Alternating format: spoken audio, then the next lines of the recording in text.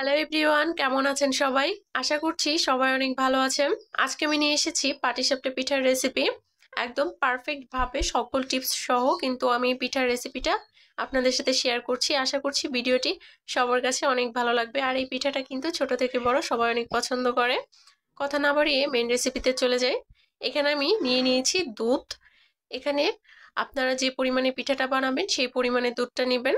এখানে আমি দিয়ে দিলাম স্বাদ মতো চিনি। চিনিটা কিন্তু আপনাদের টেস্ট অনুযায়ী দিবেন। দুধের পরিবর্তে কিন্তু এখানে জলও দেওয়া যাবে, কিন্তু দুধটা দিলে কিন্তু টেস্টটা অনেক বেশি ভালো আসে।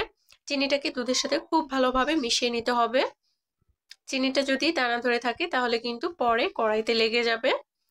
এটা খুব ভালোভাবে গলে গেলে এখানে আমি দিয়ে দিব 1 কাপ চালের গুঁড়া, আর দিয়ে দিব 1/3 কাপ ময়দা, আর 1/4 কাপ সুজি।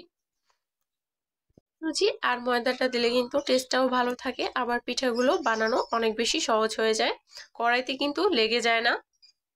এগুলোকে আমি এখন খুব ভালোভাবে মিশিয়ে নিচ্ছি। আপনাদের হাতের কাছে যদি মেজারমেন্ট কাপটা না থাকে সেই ক্ষেত্রে কিন্তু কোনো একটা নির্দিষ্ট বাটিতে করে মাপটা নিয়ে নিতে পারেন। সেই ক্ষেত্রে 1 বাটি নেবেন চালের গুঁড়া, আর হাফ বাটি নেবেন ময়দা, আর তারও অর্ধেক নিতে হবে সুজি। আমি এগুলোকে খুব ভালোভাবে মিশিয়ে নিয়েছি, তারপর ঢাকনা দিয়ে ঢেকে রেখে দিব 20 মিনিটের জন্য। আর এইদিকে কিন্তু আমি দুধটা বসিয়ে দিয়েছি। আমি এখানে স্বাদ মতো চিনিও দিয়ে দিচ্ছি। চিনিটা কিন্তু আপনাদের টেস্ট অনুযায়ী দিতে হবে। দুধটাকে আমি খুব ভালোভাবে ঘন করে জাল করে নিব। আর তারপরে আমি এখানে দিয়ে দিব সুজি। এখানে আমি হাফ লিটার দুধ নিয়েছি। হাফ লিটার দুধে আমি সুজি দিয়েছি 1/4 কাপ। দেখতে পাচ্ছেন সুজিটাকে খুব ভালোভাবে ঘন করে জাল করে নিতে হবে। আর এখানে চাইলে কিন্তু আপনারা বাদামও দিতে পারেন। আমি এখানে নারকেল দিয়ে দিব লাস্টে। নারকেলটা যদি আপনারা আগে দেন তাহলে কিন্তু আগেও দিতে পারেন। আমি একদম লাস্টের দিকে দিয়ে দিলাম নারকেল। আমি এটাকে খুব ঘন করে জাল করে নিয়েছি।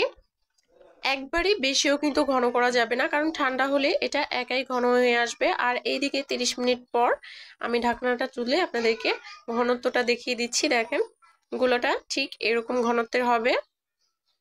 একটা প্যান গরম করে আমি প্রথমে অয়েল ব্রাশ করে নিচ্ছি। অয়েলটা খুব ভালোভাবে ব্রাশ করে নিতে হবে। আর তারপরে এখানে আমি গুলাটা দিয়ে দিব। প্রথম পিঠাটার আকারটা একটু খারাপ হতে পারে, কিন্তু তারপরে এগুলো কিন্তু অনেক ভালো হবে। গোলাটা দিয়ে আমি একটু ঢাকনা দিয়ে ঢেকে দিয়েছি। আপনারা চাইলে ঢাকনা দিয়ে না ঢাকলেও চলবে। তারপরে আমি এখানে পুরটা দিয়ে দিচ্ছি। এক সাইডে পুরটা দিতে হবে, আর সাইড থেকে ঠিক এইভাবে মুড়িয়ে নিতে হবে। দেখতে পাচ্ছেন, এটা কিন্তু দেখে বুঝে নিতে হবে। দেখতে পাচ্ছেন আমি এপিট ওপিট করে আরো কিছুক্ষণ এটাকে সেঁকে নিচ্ছি। প্রত্যেকবারে কিন্তু তেলটা ব্রাশ করার দরকার নেই। তেলটা যদি বেশি হয় তাহলে কিন্তু রুটির আকারটা সমান হবে না।